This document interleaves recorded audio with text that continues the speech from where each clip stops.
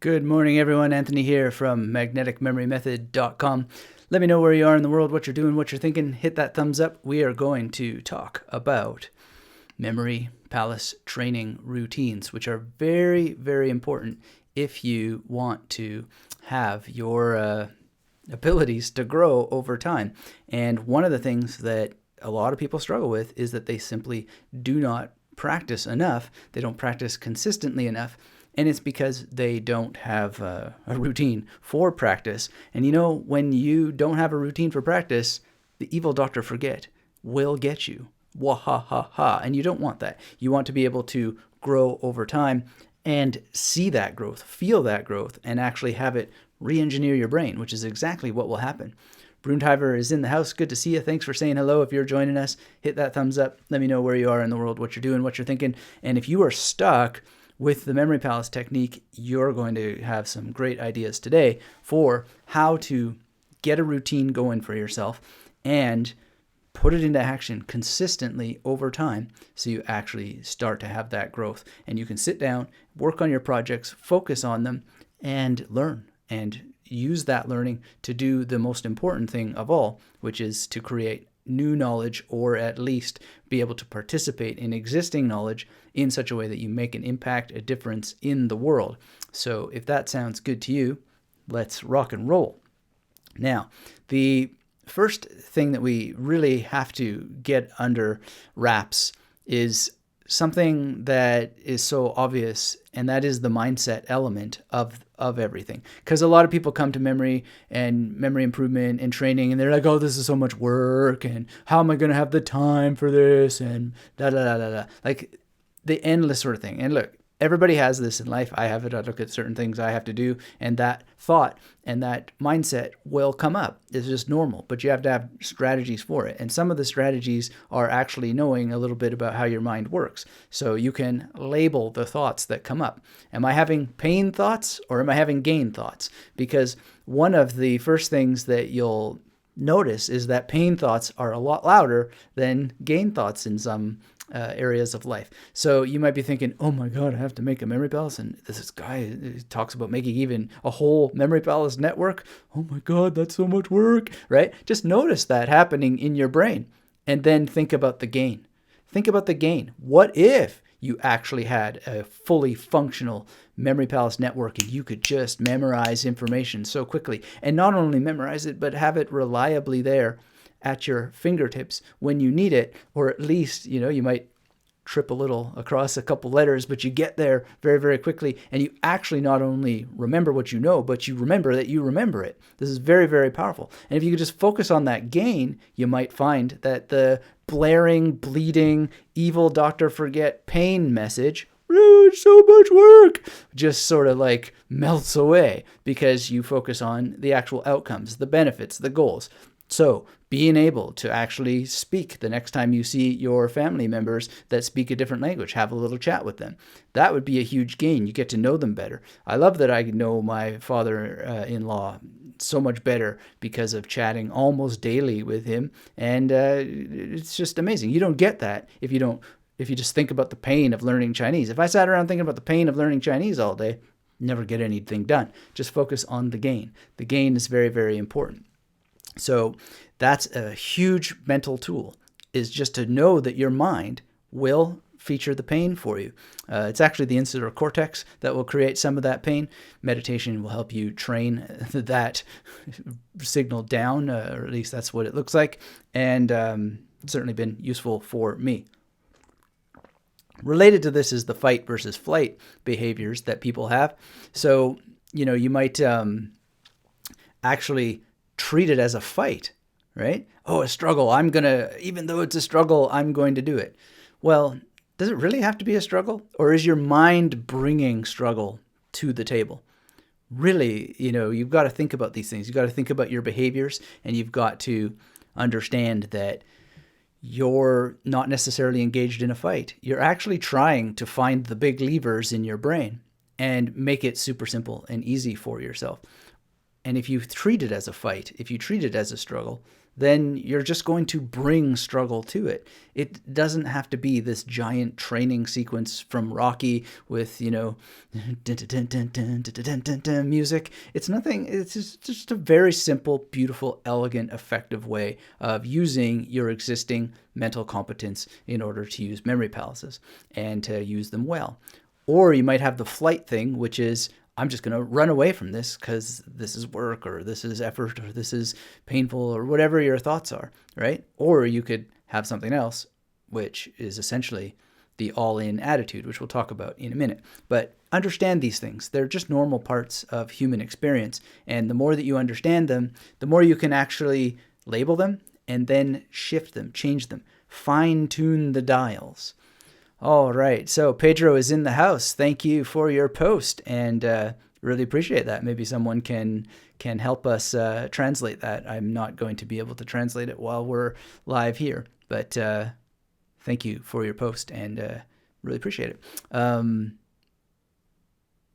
So analysis versus action is another one. And one of the things that really is so fascinating to me is that some of the smartest people in the world try to figure out memory techniques, and they're not actually just using them.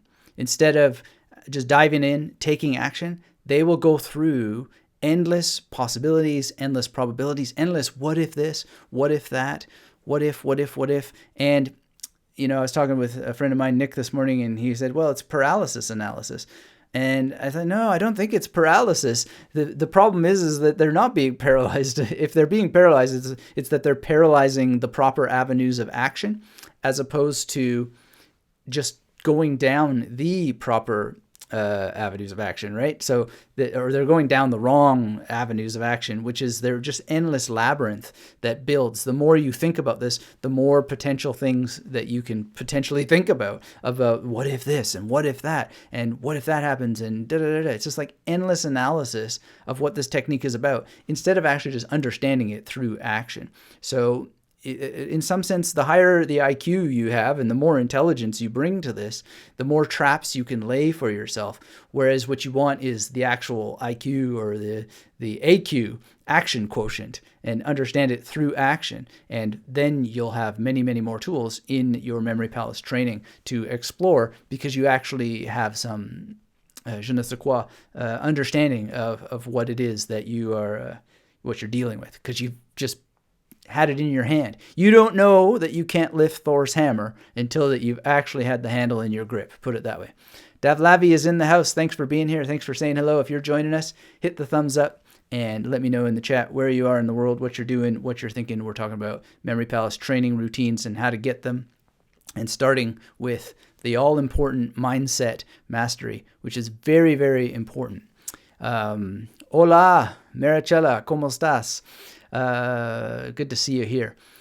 So, really, really important. And one of the favored mindsets of mine is the all-in attitude, or what I sometimes think of as the fighter pilot attitude, which is, this is going to be something that could be a messy battle, but it could also just be precision, laser targeted, Tom Cruise,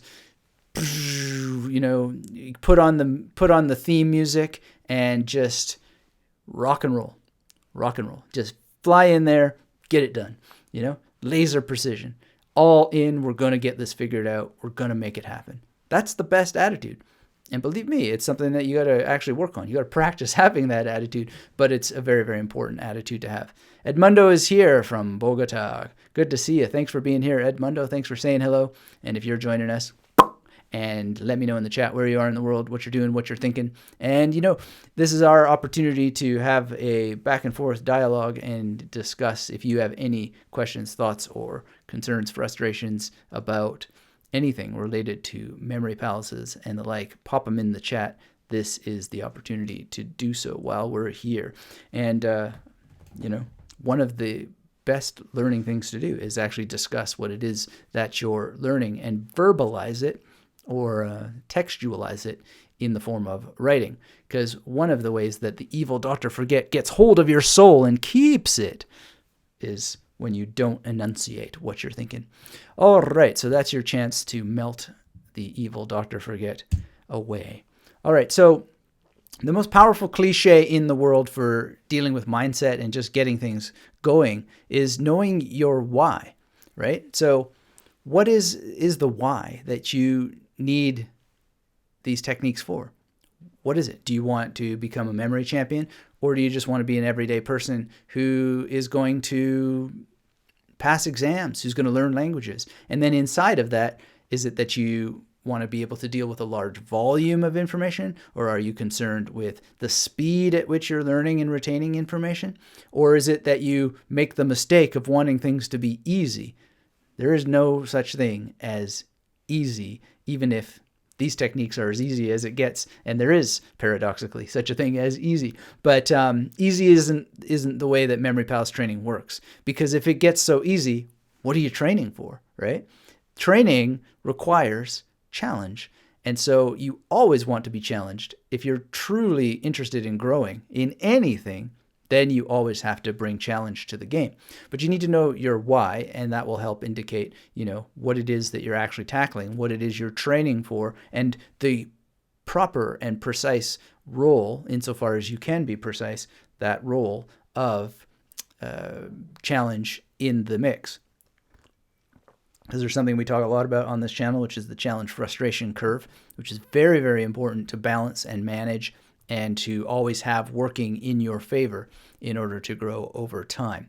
So I can't give anybody their why, but some ways to think about the why is, what is the mission, right? So if you're learning a language, why are you learning the language? And is that why big enough? Have you put some time into establishing the portrait of the why that you're going to sit down, learn these techniques, and train yourself to use them really well?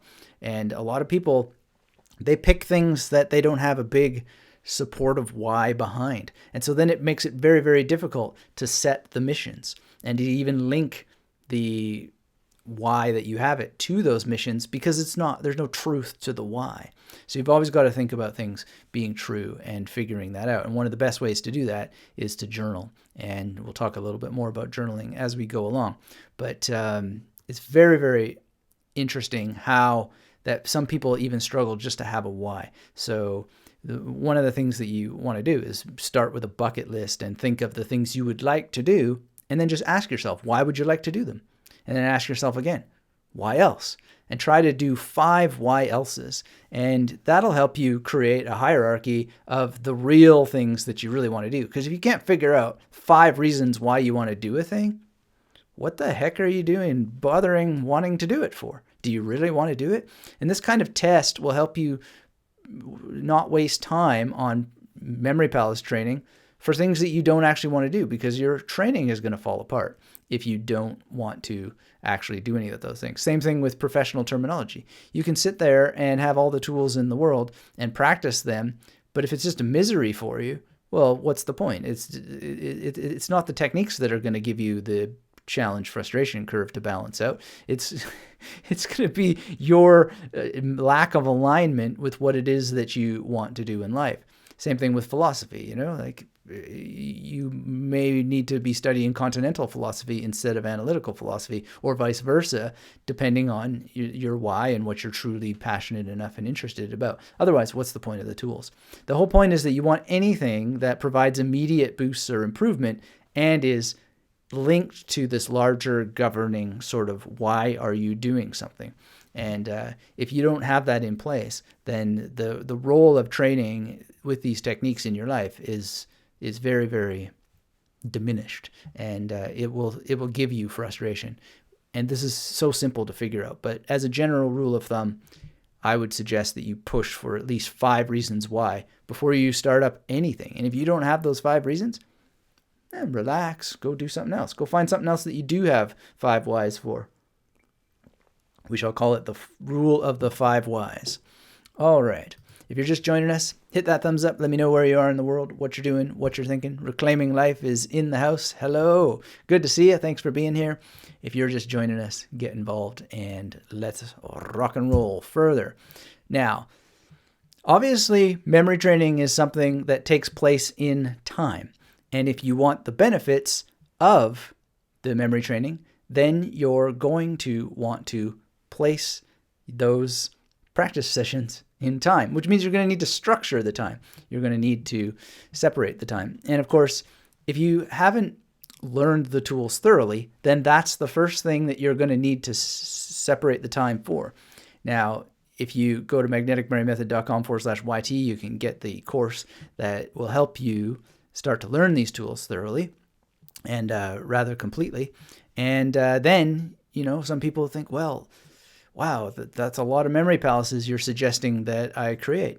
It really isn't. And in fact, it's frankly a mindset problem if you think that that's a lot of memory palaces. It's just simply isn't. And you've got to, if you've missed the beginning of this replay, you got to go back and watch the replay for the mindset speech. But it'll really, really help you if you will just stop making things that aren't difficult. They're not difficult. It just simply isn't. And if it really is that difficult for you, then here's the best way to structure your time. Set aside some time to create one memory palace per day. In less than a month, you'll have the minimum recommendation all together, ready to rock and roll. And then 5 to 10 times, heck, one item, if that's all that you can do, in a memory palace to memorize. That's just simple. But if you really want the real deal, then the minimum amount I suggest is the minimum amount. And we're not going to bend the knee to people who have a bad attitude about that number, because that's the number. And it's very, very important to just buck up, and get into this fighter pilot attitude. Remember, we're in a world of scholarship.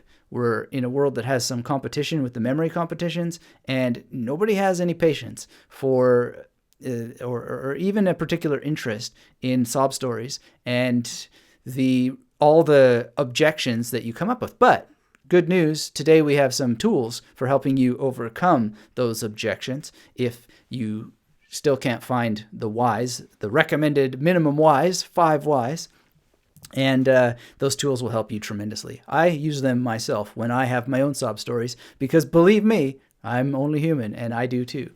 All right, Pedro says, challenge makes us better. I think that building a memory palace is too far of just memorizing. When we do memory palace, we really learn. Yeah, it's not about memorization at the end of the day. It helps you remember information, but it's about deep interconnections that we create. And we only get to create those deep layers of interconnectivity, or what I call the rhizomatic effect, if we have enough memory palaces and we're actually practicing them consistently enough to create these deep neural networks or rhizomatic networks.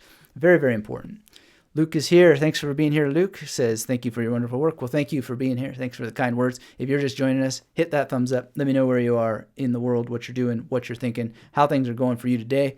Let's have a nice discussion as we go through this wonderful time we have together, thanks to the technology that is to hand. All right. So to sum up this particular section, if you don't have the tools, then the goal should be to get the tools. And we'll talk more about what specific tools and some hierarchies of how you might want to actually approach your memory training. But this is just a basic core sort of thing. And the mindset stuff we talked about at the beginning of this live stream will really help you get your head in order, because there's a lot of people who are telling themselves the wrong story, and it's more than a story. It's actually like a knife that stabs into your wherewithal and your ability to just get going and move forward. Runeheimer, Forest Strategy, says, memory palaces are the only things I know that made me remember most of what I studied with such precision, even after one time going through the content. That's excellent. Thank you for sharing that. And yeah, this is an interesting situation, because, and I was talking about this morning with Nick, sometimes you actually can get away with just one time through the memory palace. The thing is, and I haven't figured it out, is how do you know when that one time is? So it's always a best practice to use recall rehearsal, but that does happen. You can get good enough that encoding can be that simple and that direct. I think it usually happens in fields in which that you have already developed a substantial amount of cognitive reserve, or memory reserve as it's called. And so your mind is then starting to help you make these connections on autopilot. And the Memory Palace tool is just, it's like the way that bricklayers, you can lay a brick and you can have the concrete that you slather on with your hand, but it will never be as clean and effective and efficient as if you just, put that concrete down with a nice tool, lay it out, pat it, get it smooth, put the brick in place with some precision because it's laid on a nicely packed and somewhat regular field or foundation. Tap that in, and then you have a precision tool for wiping away the excess, and you have more pleasure in the work, and you have a much better outcome in the end. Whoever says, yes, it's better to practice recall, but sometimes you need to let it go. That's true. And having faith in your memory is one of the other things that we also need to practice, which I should have had a slide for, because that's also a tool. It's also a mindset tool, but it's also a practical tool, is to have a little bit of faith in what it is that you're doing. And yes, especially for exams, because you never have enough time to study. You never will. There's no doubt about it. But as an important summation here, we need to have the tools first. So if you don't have them, then the goal should be to have the tools. 1 Memory Palace a day, if you can't do more. Most people, they're able in 2 to 5 hours over a weekend just to nail out their first Memory Palace network. But if you can't, no stress, just get it done 1 a day. Set the time. We're going to talk about structuring time today and how to do it. But it's just a minor requirement, and it's so powerful and so precious to anyone who really cares about being able to learn effectively, efficiently, and much more quickly. Reclaiming Life says, I found that the more I work with memory systems and techniques, it also has caused my spontaneous memory to improve without trying at all, until I find I just remember more of everything. Excellent. That's great. And yeah, I think in my case, I have that exact sort of experience. And a huge part of it is that it is also just a greater awareness of information as it comes in, a greater selectivity of what it is that we're going to deal with, a greater discernment for what is worth paying attention to. And there may well be just a general overarching capture because you've got a better net, right? Sean is in the house. Thanks for being here from New Jersey. Love New Jersey. Spent lots of time there. Good to see you. Thanks for saying hello. If you're just joining us, hit that thumbs up. Let me know where you are in the world, what you're doing, what you're thinking, and how you today are battling the evil Dr. Forget, like Broomtiver, Reclaiming Life, and others here. All right. So does that sound simple enough? Should we carry on? Are you interested in some more ways to structure your time and some of the recommended things that I would like to have you do so that you're able to get some real good practice in with your memory palaces on a daily basis, and so you can really, really start to grow? Let me know in the chat if you're interested in that, or if we should just call it a day with this, because you've got enough. Let me know, and I'll have myself a nice little drink, and your vote counts. All right, so the evil Dr. Forget here, he really has a hold on a lot of people, and it's partly because they're immobilized. They're not taking action. They're not even able to say, yes, we would like some more, please, in the chat. They're that frozen. And the evil Dr. Forget has a hold of your soul unbelievably. And to see what we can do about that, right now we are working on the first, and I saw last night, the first bits of Edgar versus the evil Dr. Forget. And it's looking pretty good. It's going to be a lot of fun. But if we don't, see that enough people are actually willing to say yes with a type in the chat, then, well, not so sure it's going to be worth all that effort. But it's kind of interesting because who follows Veritasium? He had a great video that I saw this morning that just went out about how he had one of his videos go viral and talking about the new metrics on YouTube and how all of that's working. And really, it's getting to be a kind of dire situation. He plays it real positive, and I appreciate that. And that's a very good thing to do, to play it positive. But one of the things that is becoming even more important for YouTube to be the great thing that it has been is for you people to actually be engaged, because otherwise you're just going to get the corporate garbage. You're going to get it in even bigger droves than it's been coming. And it's because there are people who have the time to sit there and split test the rat brain of humans and split test it to the nth degree in order to be at the top of the pyramid of your attention using the algorithms. And so the only way that smaller channels are ever going to hope to survive and actually talk about substantial things that YouTube was great for making possible is if you get more involved and you start to fight the evil Dr. Forget and all of the corporate interests that he represents, because he doesn't want you to actually be exposed to substantial knowledge. He only wants loud, shouty clickbaits from people who can hire massive teams to sit there and split test thumbnails to see which the sheeple will click, right? So we've got to get together. We've got to battle. And so I would check out watching that show, that video that he recently put out.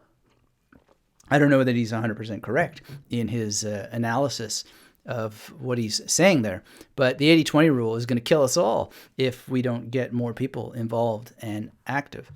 So let's see here. Thug Life says, I'm a Leah and I have an exam in 10 hours and seems like I'm hitting a wall, maybe because it's due to me stressing myself out. That could well be Thug Life. And, you know, Leah, one of the things you can do is learn how to relax, learn how to be able to relax yourself, because that's what I needed to do when I was hit with all kinds of exams, was to be able to do it. So one of the ways is obviously to be prepared. That's probably the best thing. But even preparation won't stop being nervous. So you can learn to breathe in particular ways, and progressive muscle relaxation, literally going through all of your muscles, squeezing your fists, letting them go. Do it 3 times, letting go. And do that with every major muscle group that you have hold of, including your face. Like, when I waited for my PhD dissertation, I was sitting there squeezing and go into the defense, squeezing. And I thought, oh, I got to squeeze my face. And there are people around and so forth. And I said, who cares? Like that, because this is a great stretch of your face to really squeeze it in. And like that. Looks gross, I know. But you already, I feel more relaxed. And I've just squeezed these things. And do that. So you start with your feet, just squeeze the muscles around, and start with your legs and squeeze everything, including your buttocks. I'll never forget the response to on an Amazon review of one of my books, someone complaining that I used the suggestion to squeeze your buttocks as part of squeezing your whole body as a memory technique. You'd better believe it's a memory technique. Strange thing to complain about. Complain after you've put some practice into it, not before. And anyway, Leah, that's been huge. It's not a replacement for being prepared, but here's the thing. If you do that before you study, you'll be much more able to connect with what it is that you're studying. And so it's also potentially, I don't know that this is actually true, but it's always seemed to me to be true, is that if you can link relaxation to the process of studying and be relaxed when you're delivering the information, it's just super powerful, because it's conditioning, right? And you'll just naturally fall into a greater state of relaxation. Why is that beneficial? Well, it shuts off the chattering monkey mind. Oh, this is tough, blah, blah, blah, blah, blah, and this is hard, and I'm stressed out, and yeah. You want to get rid of that stuff. It's junk, it's garbage, and this is one of the best ways that I know. So I hope that helps you. And we've got Reclaiming Life saying, yes, carry on. Sean saying, a second, carry on. Well, we gotta get some more than that. Brunheimer says, it's funny, but for me, when I knew how to be efficient with remembering information and memory palaces, I started to let go of the burden of remembering. Yeah. I mean, why would you need it as a burden anymore? It's gone, because now you have the tool. Not only do you have the tool, but you probably have a better mindset about it. Rohit is here. Good to see you, Rohit. Would you recommend mind maps over memory palaces for learning technical books, or is there another technique that is better? Thanks. What technical books are you talking about, Rohit? Let me know and be specific. One of the things that is a common denominator in questions is that there's a lack of specificity in them, and I don't know what counts as a technical book. I would call some philosophy books technical. I would call some language learning books technical. Let's be specific here. And try not to think about, Rohit, better. It's not about better. It's about having a broad range of tools that actually work for you. And they work for you because you put in consistent practice. And so, if you're looking for some special magic suggestion, it won't really matter because we know the techniques. The memory palace, mind mapping, and those techniques. And so it's not about better, it's about do you use them? And do you use them consistently and effectively enough to actually get a result, which is what we're talking about today, and giving people some tools for doing that. But thank you for the question. And in terms of computer science, yes, that makes it more specific. And really, from what I know of computer science, I think my go-to tools would be memory palaces and the major system in particular inside of those memory palaces, and really focus on that. But push comes to shove, I put some time into mind mapping certain things. It just really depends on what it is that you're doing. But let's look at this from a higher level, Rohit. The question you're asking is actually not answerable because there is no such thing as better technique. There's only the technique that you master, because these techniques have all the proof in the world behind them. You don't need some special set of qualifications and scientific studies and all that sort of stuff. It's just known that these techniques work. You're going to need to show up and do a sufficient and consistent enough amount of practice in order to be able to answer the question for yourself, because it's just known that mind mapping is great. It's just known that memory palaces are great. So you show us how great that they are for computer science. And we look forward to that report. I already know in advance that they would be great. I'm just not interested enough in it to go and to do the demonstrations. And my doing the demonstrations would be useless to you anyway, because you're the one who needs it. But these are just knowns. So dive in, have a nice healthy mix, and enjoy. Be consistent about it day in and day out. Bruniver says, I watched Veritasium. I liked it when he explained the evil algorithm. Yeah, I don't know if it's evil, but it certainly got some touch from the evil Dr. Forget, for sure. And again, I think he was very fair in that assessment. And I share reading it positively, but evil, I think, yeah, you're right. It possibly is. Reclaiming Life says we need to hype up the good channels and interact on them with them. Absolutely agree. Maricella says, simple, go to the library and do not say where we are going because a need of quiet places. Yeah, going to the library is great. Not all libraries are created equal, though. There can be noise and interruptions in libraries as well. Sean says, meditate and not only memorize your material, but understand it. Yes, I agree that understanding is important, although I wouldn't turn needing to understand into a barrier, because certain test situations certainly don't require understanding if you can just get the answer right, and you can understand it later. I've passed many a test without understanding some of the things that I had memorized and understood them later. But understanding is an important part of memory. There's no doubt about it. It's just I don't know it's a golden rule. Chanel is in the house. Good to see you, Chanel. Thanks for saying hello. Andres is here. Hello, Andres. And Daniel says, I had a brilliant idea the other day. I realized I can use each year of my college career as a multi-level memory palace in the sense that it will be ideally in both time and space. Yes, time and space is a given, but you're absolutely right, Daniel. And that is absolutely brilliant and very true. Good share. Thank you for that. And if you know the magnetic memory method, I've been teaching that for a very long time. So great. Multi-level comes naturally when you use a melange of time and space. Rohit says, thanks. You're very welcome, Rohit. Thank you for the question. If you're just joining us, hit the thumbs up. Let me know where you are in the world, what you're doing, what you're thinking, and let us know your thoughts, your questions, your comments. And Bruntiver says, I happened to stud. I'm not sure what STUD is, but best thing that can help you for your exam in such short notice is to study what you can, but not trade sleep over more study for tomorrow. Yeah, I would agree. Favor sleep, especially when you're at a younger age. Memory consolidation will help you, and you're only going to get that with sleep. Awesome Yes is in the house. Good to see you, Awesome Yes. What a great name. I like that. Fighter pilot attitude. For Memory Palace, I'm using my apartment hallway, except I don't have enough rooms for what I'm studying. Can I use the foyer area as a transition area to walk to the next hallway and use those rooms?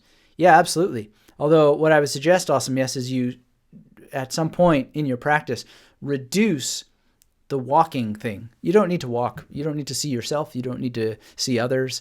You can just go from station to station and reduce travel time, reduce the mental energy involved in that. That's very important.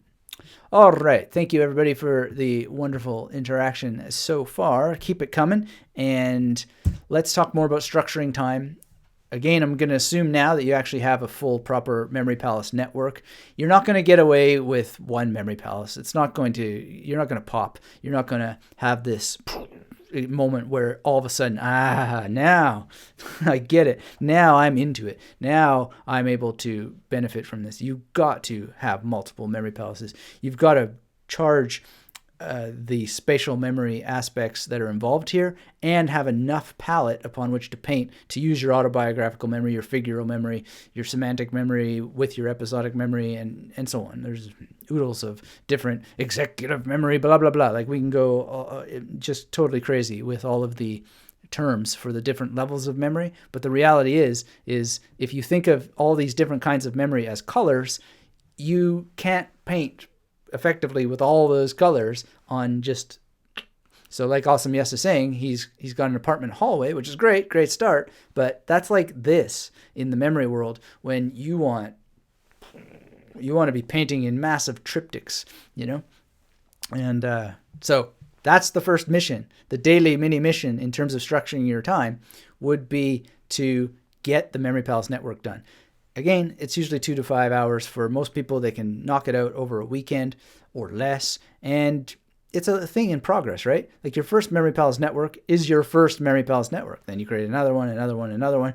Next thing you know, you're not really using tools to generate them. You're just generating them without the tools. The tools are just there for a couple of reasons that we'll talk about later that become useful in different respects, such as familiarity with alphabet lists and being able to have multiple alphabet lists. And those alphabet lists, there's no reason why most of them can't in some way be cross-indexed against a Memory Palace network or fused with, not necessarily against it, but fused with a Memory Palace network.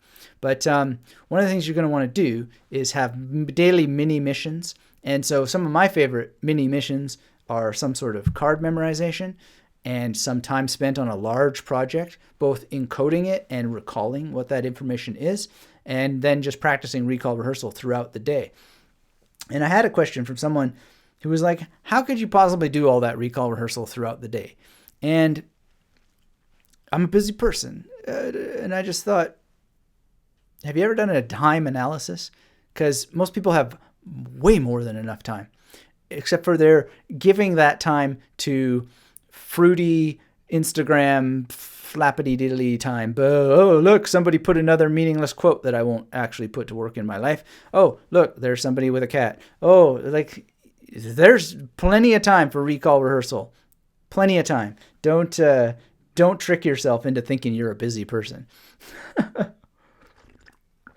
You may well be busy, but not as busy as you think. No one is as busy as the story they tell themselves. We've got plenty of time in abundance. So daily mini missions and recall rehearsal are huge. In terms of cards, I do much less recall rehearsal with playing cards. Sometimes I will do it though, just to see how far into the day I can recall a sequence. If I try to think of my cards today, I'm already just like blanking a bit on what the first was. Heck, I'm blanking on the last one, but it doesn't matter because I didn't set the intention to practice it throughout the day. But when I do that, then I pay a little bit of extra attention, set it up for that, sometimes just for interest. I'm also just talking right now, so that's why thinking back of what those cards are is a little bit. Oh, but there was the Queen of Diamonds there. I remember that. Anyway, I won't bore you with the whole thing. Six of Clubs was there, etc. King of Clubs was there actually also. Anyway, I can actually get a pretty fair amount of it back. But the point is that if you want to recall rehearsal your cards, go for it. Why not? It's its own practice. But I tend to preserve recall rehearsal for the actual long-term material, because there's no, except for a deck used in magic routines, there's no particular benefit or use or need to memorize playing card order for the long haul. But my Chinese project, my Sanskrit project, that's all stuff I want forever and ever. Amen. And so those are just some things. But your mini missions, right? Like, do you have to do a whole deck of cards? I rarely do. I don't see any point in doing a whole deck of cards. I'm never going to compete. But I do challenge frustration curve sorts of things. And I call it in each day. I call what that challenge is going to be. Oh, I'll just do another extra 3. Or today, for example, was an interesting test because I'm sitting there memorizing cards and my wife came and said, I'm off. And I was like, oh. And I thought, oh, this will be an interesting test. I'll just leave it right here and see how much that I get back. And I wound up missing 2 of the cards. But that was enough of the challenge. Instead of, saying, hold on a minute while I finish what I'm doing, I just got up and consciously acknowledged this is today's challenge. Very, very nice. And it worked out great, even though that interruption kind of made for a blip. Interesting. And then with language learning, like, it's just super simple to memorize a bunch of words and revisit them sequentially throughout the day and over the week if you build your proper system for yourself to do that. And same thing with Sanskrit. It was actually astonishing to me. Yesterday I thought maybe I will purposely take a day off, but I couldn't do it. I had to go and do it. So I still haven't skipped a day in all of that. And it just grows and grows and grows. And the sessions of recall get longer and longer and longer. But I notice, and it's that same sort of thing Brunheimer was mentioning earlier, is that sometimes I can actually encode the new thing just once, not do recall rehearsal throughout the day, and then still get it back the next day. It doesn't happen all the time, but it's amazing to me that it does happen sometimes if I, for whatever reason, don't do the proper recall rehearsal through it. But amazing. Lots of fun. All right. Brunheimer says, blame YouTube. Well, yeah, but, I think that the problem is internet wide, but it's also not internet wide. People had these problems before the internet. There's no need for technological determinism here when the responsibility is for a problem that pre-existed the internet. Has the internet accelerated it? Yes, I think so. It would be kind of silly to deny that, but I don't think that it's in the internet. It's in humanity. It pre-existed the internet. And so let's blame humanity. No, we have to be kind to ourselves. We have to be gentle to ourselves. And we have to just sort of understand that these are aspects that have a history, that they have to do with the human brain. And if anything, it's the optimization of the technology to yoke the human brain that is a struggle and a problem. And it's kind of going through some interesting growing pains, and they're not necessarily going in the right direction, but they might be. Who knows? And let's just keep positive about that. Reclaiming life. Are you suggesting with your comment that a deck of cards has a Queen of Diamonds that I was just making a guess at what would have been one of my images? All right. Now, in terms of structuring time, you've got just mental management. You could just do it manually. And in fact, it's a very, very good thing to do, a good thing to practice. But I don't entirely do things manually. I use the Freedom Journal. I use the Mastery Journal. I use them both. And I use a Snapshot Journal now, which I'm so glad that I discovered recently. And the Snapshot Journal is a lot of fun. And it makes it just like really brief. But it's a cool place to put, what it was that you did, and to have a record of it, and have a record that you're going to be able to compare over 5 years. So when I talked about earlier the all-in attitude and the fighter pilot attitude, in for 5 years, that's what this Snapshot Journal is all about. In for 5 years. This is year 1, year 2, year 3, year 4, year 5. It's like that. And today I just put in what's going on so far, and next year I'll come around, and then there it'll be. And provided I continue card practice, we'll see how many cards were memorized on that day, what was the percentage rate. I'll have a little note there. well, April interrupted me, and not that that was a negative, but that's just the way that went, and away you go. And we'll see some sort of growth curve and so forth over time. And the cool thing with the Mastery Journal is it actually has these weekly ways that you can draw your graph of productivity, give a number to your productivity and graph it out very quickly, and manually, which I think is very important, and get this kind of weekly update on where you're at. You can just do that yourself. You don't need to have one of these journals to model what it is that they are doing.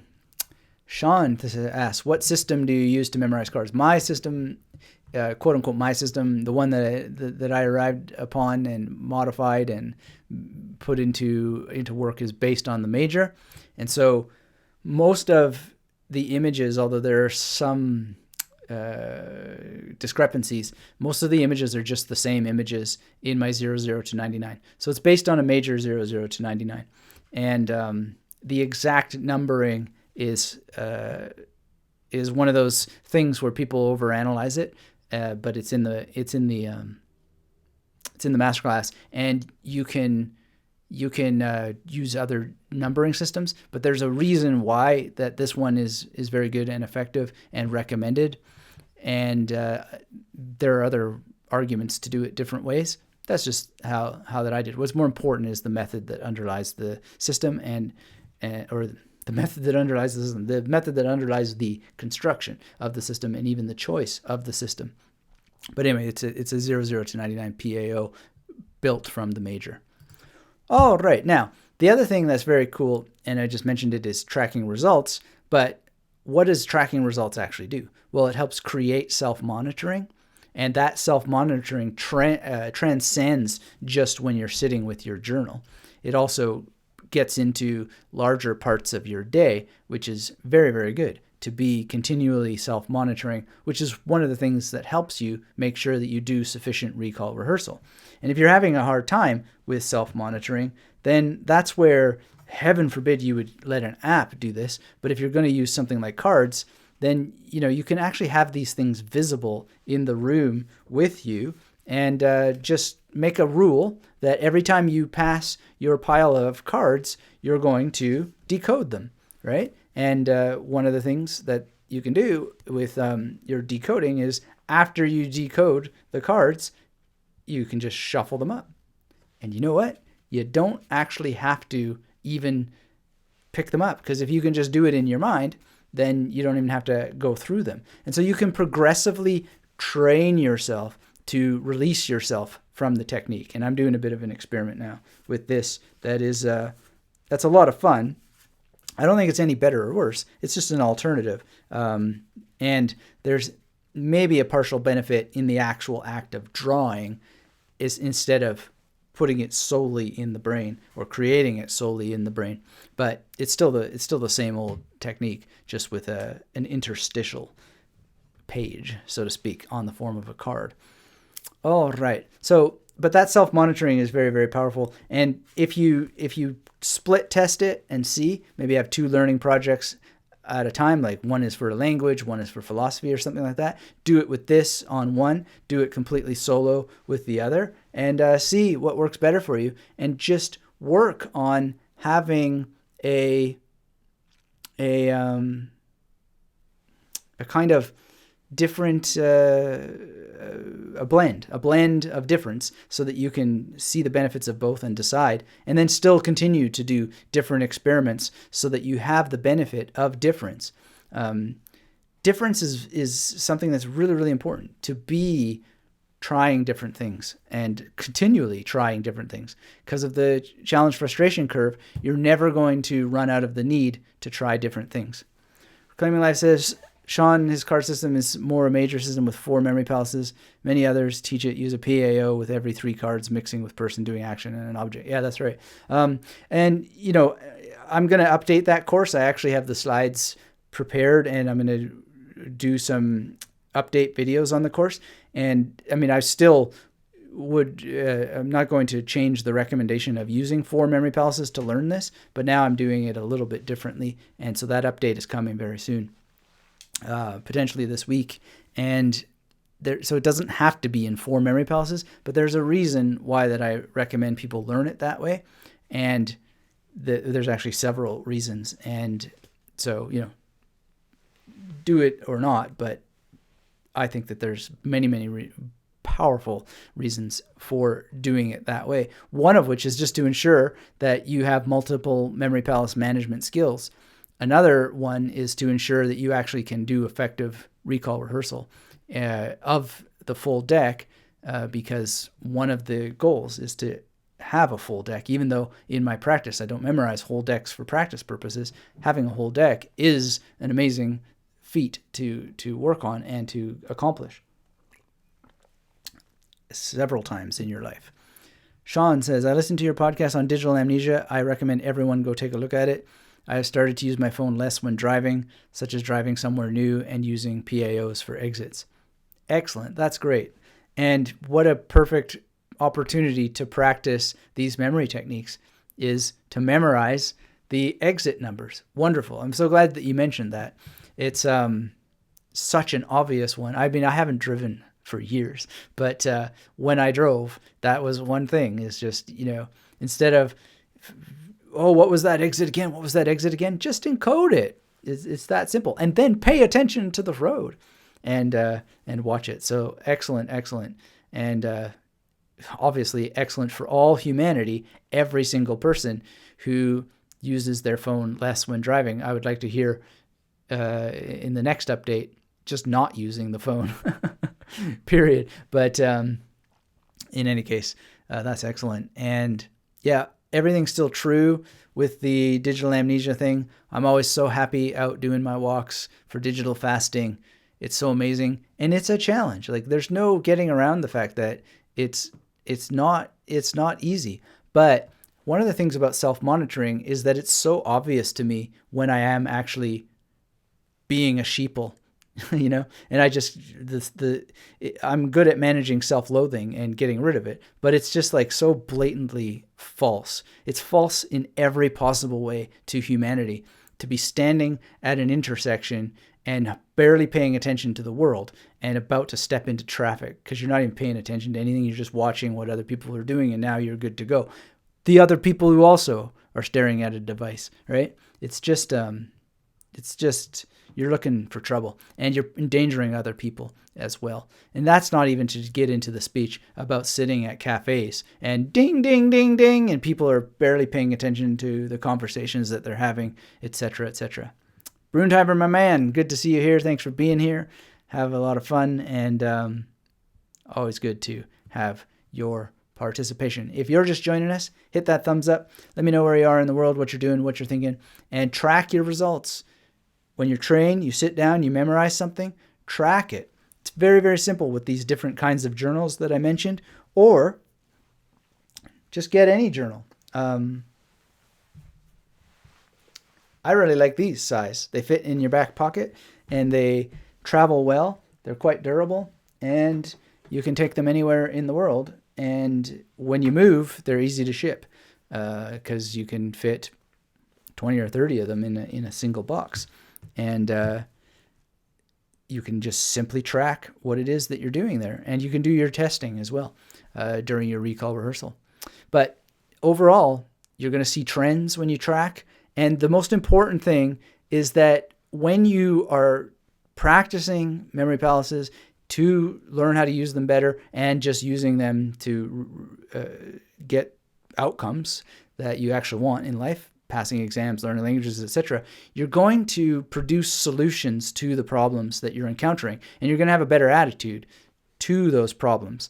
So instead of being like, it's not working and all this sort of stuff, you have this, that's curious.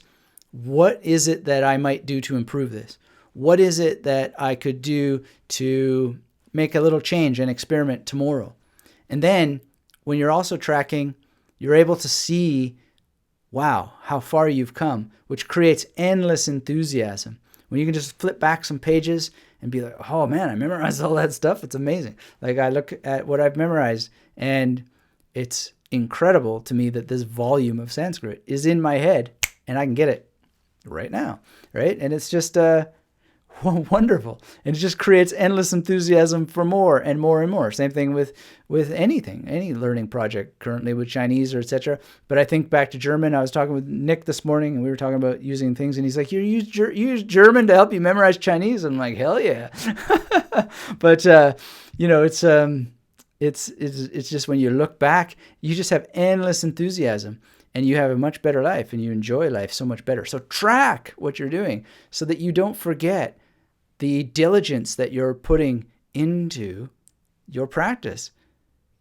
So much of your practice will be lost if you don't keep track of it. Now, you could use the memory techniques to memorize what you've done, but why spend the mental energy and the potential outcomes that you get from this on memorizing things that aren't going to improve your life professionally or as a student or as a language learner? It's really, really not the best use of the skills. So like I could go to the gym and track my number of sets and reps and so forth in my mind and memorize it, and then go the next week and go, yes, well, I did 35 kilograms or whatever on this, and I did this many reps and sets, blah, blah, blah. Yeah, I could do that, but it's not like a good use of the power, because while that I'm just memorizing, writing down a little note, then I can just sit there and do recall rehearsal of the stuff that I actually want to get into long-term memory. So there's a role for not memorizing certain things, even though that you could. Awesome, yes. Is there any graph charting using to show visual results? Yeah, sure. Let me see if I can find a good plump one. There you go. So this is in the Mastery Journal. I'm not sure that's going to show up very well, but there's the chart and the graph, and it's all filled in. And, I have a day where I just rated myself 3. There's a day where I rated myself 10. There's a day that's 8.5. There's a day that's 5.1. I'm not sure what was happening on that 3 day. I'd have to go back through the journal because I didn't memorize exactly what was going on there. But, yep. And this actually splits it between productivity and discipline. And so you can see that, discipline may be way up and productivity may be down, but there's a lot of counterintuitive things, but you learn a ton. So tracking is amazing. And I'm like deeply enthusiastic about seeing that because I was like, wow, I had a 10 that week. Amazing. So that is a visual representation for you. Awesome, yes. And it's creating enthusiasm for me right now. And sure, there's softwares you could do it with, but who wants to spend the time pumping it into a software?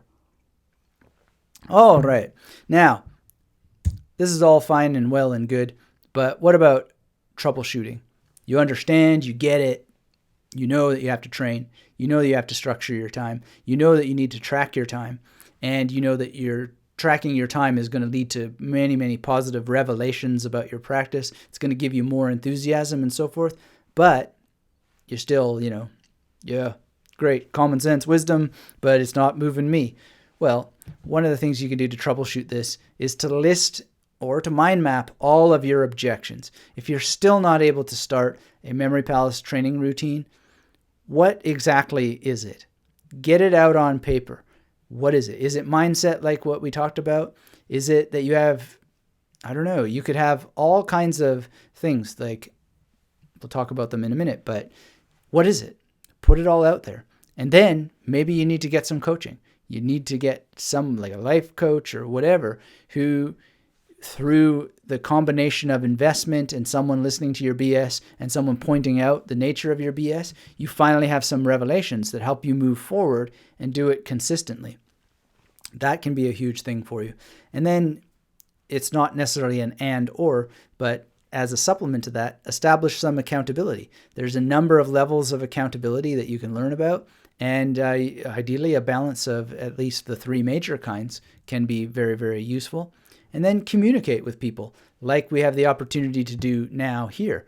So many of you have anonymous names, so there'd be no barrier to you telling your real story, what's really getting you behind. But you can talk about what it is and get some insight and actually be able to self-observe what it is that you're doing from processing it in a verbal written manner. And this is a lot of what happens in self-authoring and future authoring that Jordan Peterson has put together. Reclaiming Life says, awesome, yes, pixel charts can be good for basic habit, mood, tracking. You can also use a simple XY axis to see graphs of progress, regress, stagnation, etc. Yeah. And then if you want to do with cards or whatever, it's like the same thing. Well, but the thing is I don't memorize the same amount of cards every day. So it would be a very skewed sort of map, but I guess there's probably a way to do it actually. Yeah, you could, but in any case, that's not generally the kind of thing that I graph out, but I could. It's going to have a comparative visualization in the snapshot journal, because when I get back around to the 20th of May in 2020, then I'm going to see what I wrote the previous year. And so there'll be this sort of comparative analysis. And I don't actually tend to think in graphs. I'm not a particularly visual person in that sense. But you could certainly do something with that. I'm not so sure that that is the metric that I would put just for cards. For number of words learned or so forth, I don't know. If you're doing language learning and memory techniques are part of it, and you have the big five, which you need, then there's just gonna be so, and you're doing like properly, then you're gonna have so much feedback all the time. But I'm gonna think more about that. That's an interesting idea. Very, very good. All right. Let's see. Kevin McGarva says, I just passed a project management certification where I memorized almost 800 individual pieces of information that was actually a matrix of data, and I did that using memory techniques. Thanks, Anthony. Wow, Kevin, congratulations. I'm not going to clap to blow people's eardrums out, but wonderful. Thank you for sharing that. I want to hear more about this story, and 800 pieces of information. Beautiful. That's wonderful. So glad to hear of that success. Excellent, excellent, excellent. Reclaiming Life, you would do the number of cards on the x-axis and the percentage of that number on the y to keep it consistent. All right. Andrew asks, how many cards would you memorize in any session?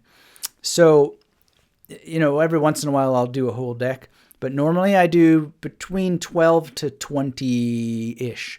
And I change the number. I'm updating the card course this month, so you'll have access to some of those considerations. But generally, that's what my preference is, because I just like to have the brain exercise, and then I'll add challenge and take challenge away based on a number of considerations. And then every once in a while, I will throw in the whole deck. I've never actually, that I can recall, memorized more than a deck, which is something I've been thinking of in combination with the snapshot journal, to see about progressively building up beyond a deck and then a number of decks. But I always sort of just think, no, this is a thing for just basic brain power. And I just get a little bit of exercise from it that I like. There's a couple of reasons why I like this card exercise. It's dealing with, how would you say it? It's dealing with non-repetitive, repetitive elements. That's the best way I could think of it. And I'm also practicing a lot the reuse of particular memory palaces. And it's also just, it's multivariant information, and it enables just a little quick thing that is, it's not exactly trivial, but it's trivial in its way. So it's kind of like a warm-up. It's like a warm-up. It's like doing some stretching before the day begins. I think that's maybe one of the best things. But it's important that it's a multivariant stretching, and that there are some considerations in the exact amount of numbers, etc. Chandra is in the house. Thanks for being here, Chandra. How to remember vocabulary. Give us some vocabulary, and we'll jam out some ideas for you. Please be specific. And what language are we talking about? Give us a couple of words, and I will pop in a tutorial for you as well. But now's your chance to talk about specifics. and I'll look forward to that from you in the chat. But vocabulary is quite simple. It's basically no different than any other kind of information. I'm not aware of what its many differences would be. Okay, English, what word? Give us a couple of words, or just one, ideally a couple, and we can dive in. But generally what you want to do is have a memory palace strategy, have those words gathered for optimal use in your memory palace network, and use the tools of recall rehearsal to jam them out and then enjoy. So let me know if you have any specific examples, and I'm sharing with you in the chat a link there to a tutorial on how to memorize vocabulary. All right. So yeah, those are some of the ways to troubleshoot. And then of course you got to remove or manage distractions. So we've talked about, the internal issues of mindset and all kinds of things. If you've got lack of existing competence, then your number one goal is to get the competence. So if you don't have the proper memory palace network, if you don't have the proper use of magnetic imagery, if you don't have proper understanding and use of recall rehearsal, that's the goal. Get that stuff. Diet and sleep, etc. And then you have the external things like noise, lighting, time of day. Make sure that you tackle those things because you can troubleshoot them. All right, Chandra says, conservation. Good. Well, if you, it depends on, I guess English is not your mother tongue, so you'd want to think about what you already know about English. But my thing, whenever I see con, I tend to think of, what was his name? Hamburglar from the Ronald McDonald set of characters there. Why? Because he's a con, right? I might think conceptually as well, the sort of origin of that word, which means with, and then to serve. So you have Hamburglar serving maybe a nation of people, something like that. So we have con, we have the act of serving. The serving is to a nation, and then we start to have that together. So that's an example for you of that word. Very, very simple. If you don't have some understanding of the word con, then you might think of some other kind of word that you do know, constitution or continuity or continual or whatever you know that starts with that word, and see if there's some tools there for you. So if I was thinking of the Constitution, then I would have some sort of mental idea of what the Constitution is, and then maybe some people are trying to conserve the Constitution by serving it to a concentration camp or something like this. Like, it's totally absurd, but at least it has the shun sound in there, right? And so that's another option for you. You could also, if you have a proper alphabet list, you could start to encode the individual words, and inside of that, you could find opportunities to make some links. So an alphabet list is something I highly recommend everybody get going for yourself. And so here's an opportunity to learn how to do that on the new podcast from last week and the most recent blog post on the Pegword Method. So if you haven't checked that out, and it'll help you out.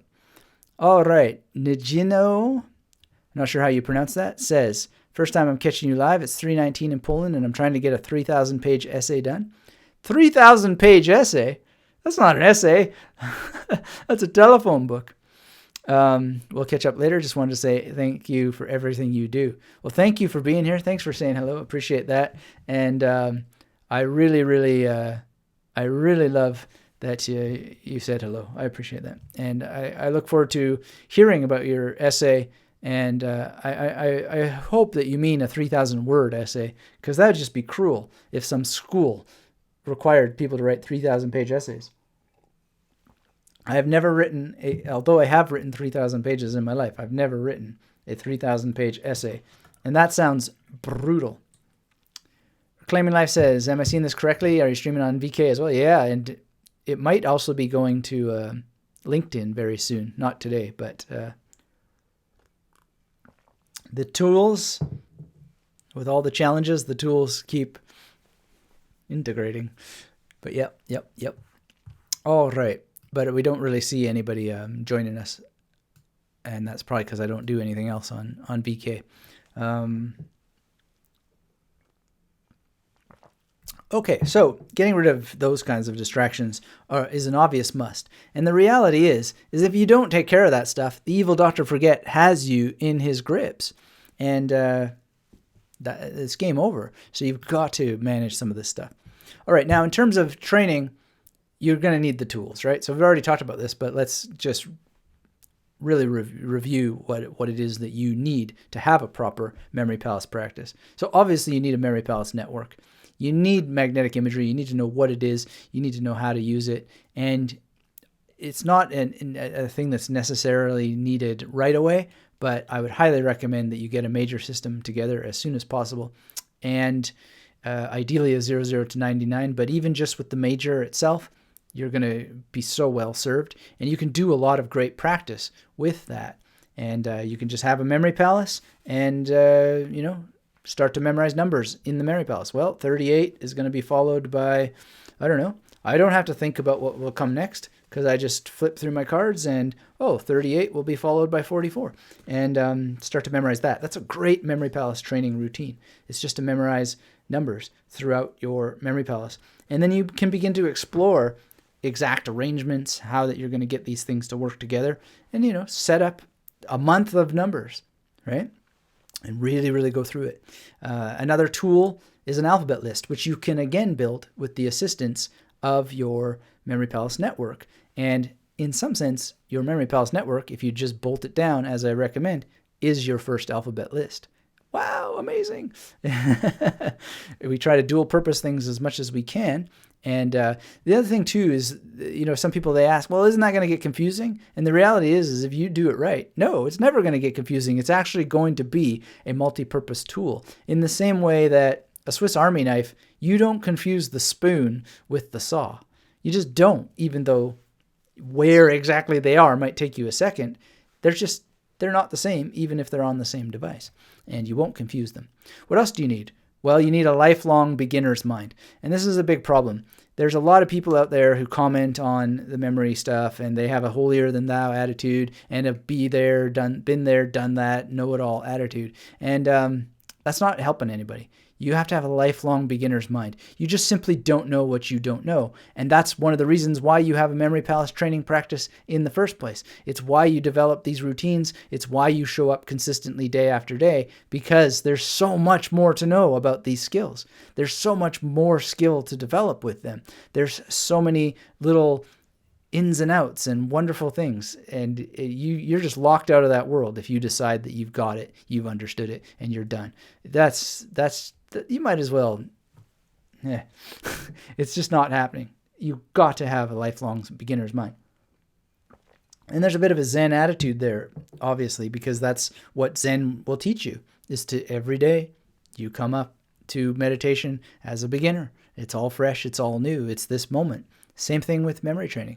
You just don't know. Every time I sit down to memorize cards, I have no idea which cards are coming. I have no idea what's happening. Every time I do anything, Sanskrit memorization or whatever, it's just, I don't know that what I knew before is then going to somehow be the guarantee that it's going to be easy. No, I actually hope that it'll be challenging. I hope that it'll be new. And if it isn't challenging, then, what's the point?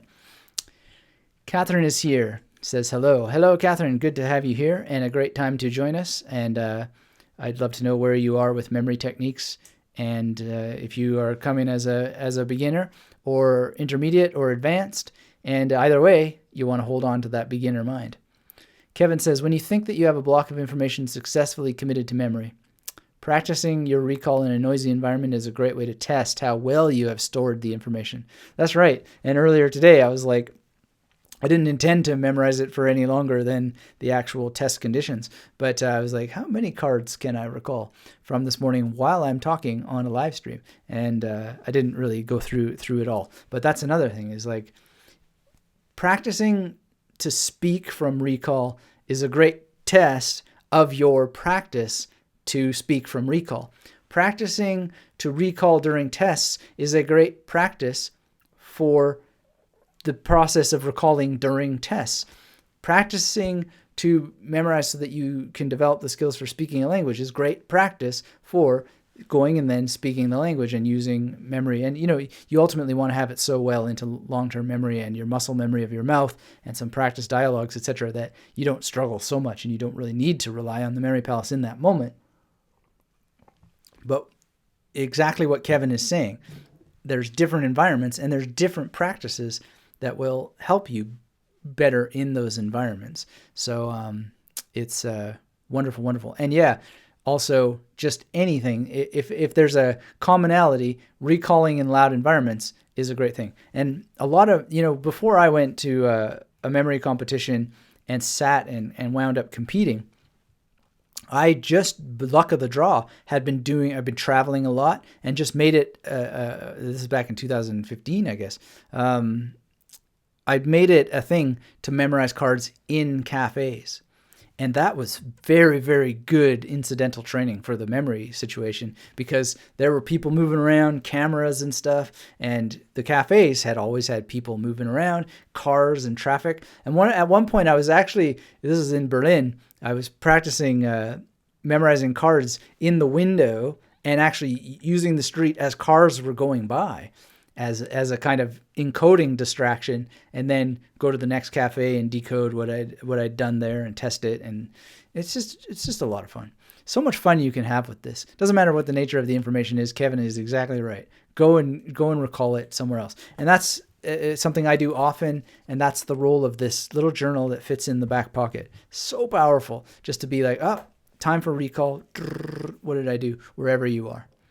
So Catherine says, beginner, just found your videos this week. Excellent, Catherine. Well, thank you for being here. Thanks for joining us and being active. If you're just joining us, hit the thumbs up. Let me know where you are in the world, what you're doing, what you're thinking.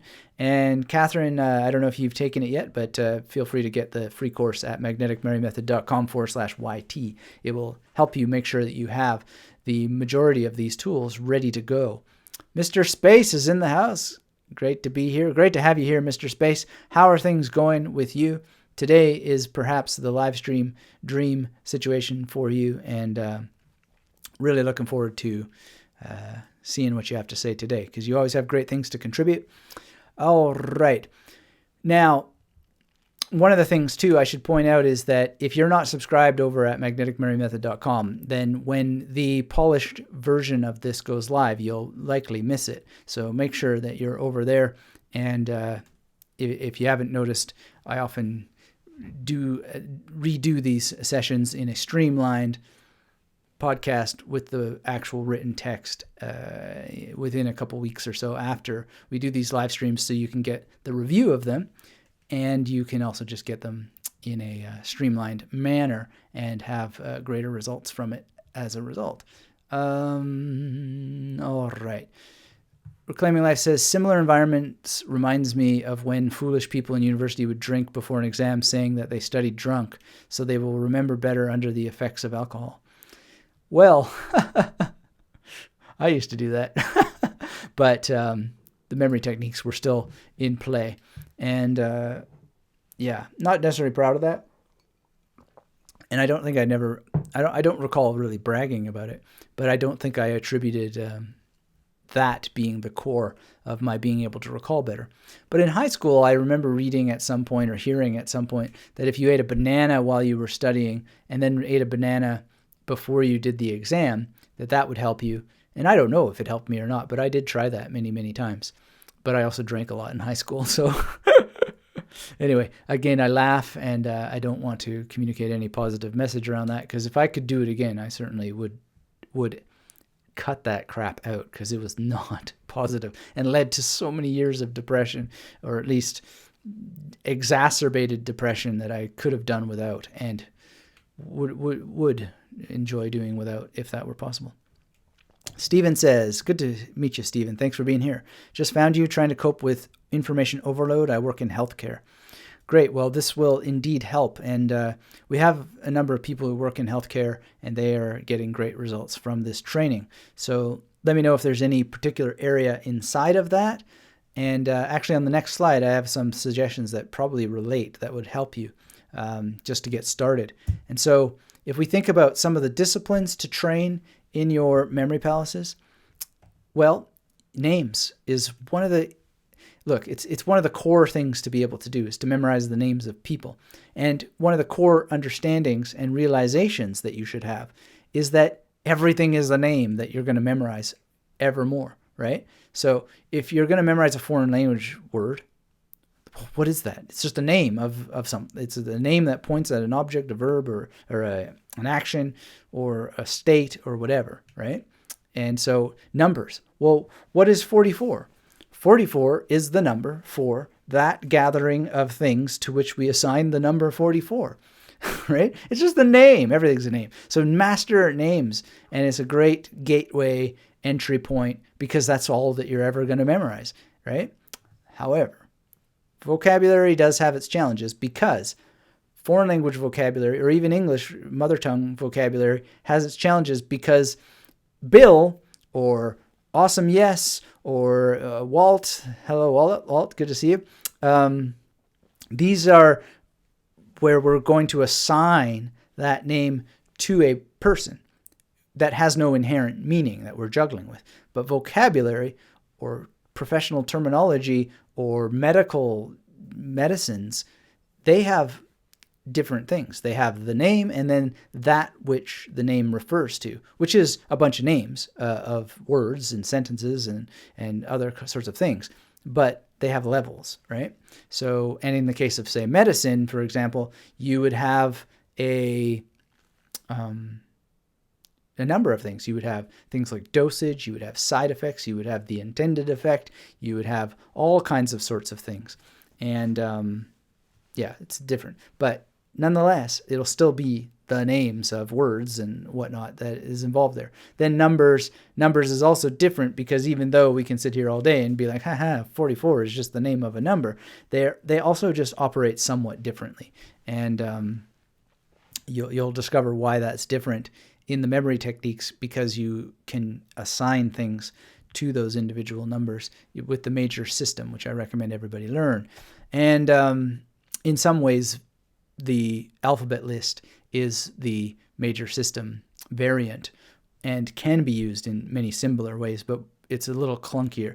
It's a lot more clunky to use an alphabet list in that way, and it's just not necessary. But the major is, for whatever reason, due to our upbringing and how we operate with numbers, is pretty much necessary, unless you're going to do an alternative like the mnemonic system, which you can find all about on magneticmemorymethod.com, but it's not really different than the major. It's just an alternative arrangement of the major that I find is involves too much code switching. And then, of course, the next discipline is verbatim. And yes, you can do all of these in the same day. So another reason why cards I like so much is because cards actually train numbers at the same time. Even if you get to the point where the numbers are hidden, you can actually take an additional step to call out the number. And that's a great thing. But verbatim is a great daily thing. And if you've seen the Sanskrit project where I recited all the Sanskrit, I do that every day and add a little bit more. And it's a great training of that skill so that if you're called upon to memorize something verbatim, bam, you can do it. All right. So Catherine says, working on healing chemo brain, thought your system looked promising. Well, I'm glad you're healing your chemo brain. And yeah, there's some research that I've read that the Memory Palace is a great technique for helping people overcome chemo brain. So I wish you great success with that. Let me know if you have questions. And here's the thing I would just say. It's not only that it looks promising, it is promising.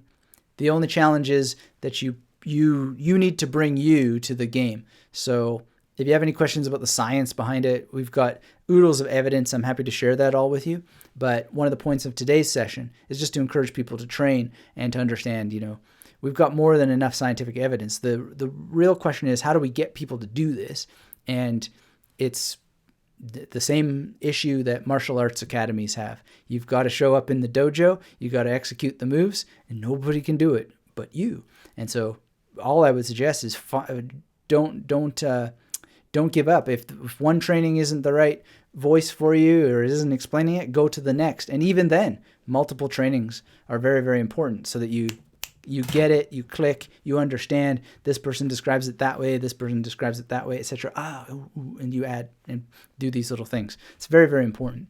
But understand that the equation requires you, and in the same way that karate would require you to be involved and taking the action. And the beauty is, it's the action as much as anything you would memorize that's going to help give you the brain exercise.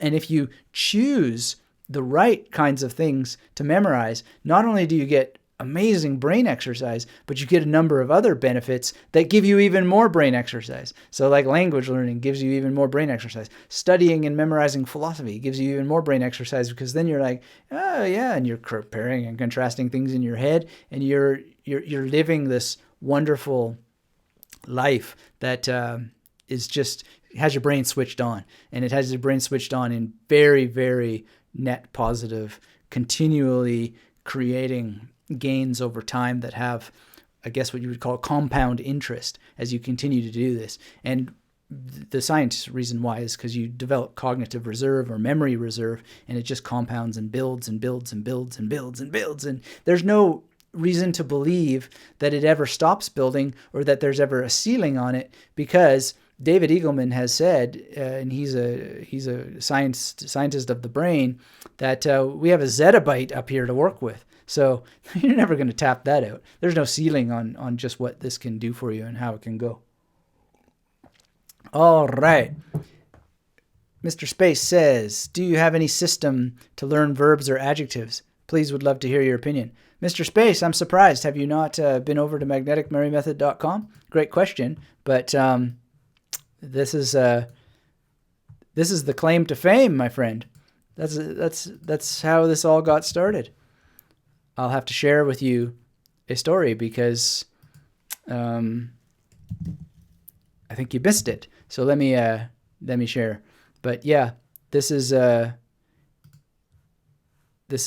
my je ne sais quoi, the ne plus ultra of what I brought to the memory field. And it's not a system, though. It's helping you create a system. I did in the early days use that word system, but I realized that it's not a system. It's you learning how to create your own systems intelligently, well, and for the long term. And so let me give you a resource that'll help you out understand not just the techniques, but the actual origin of them. I guess of all the people who shared that post, you weren't one of them. But I hope that you will now, because it's a pretty powerful one. And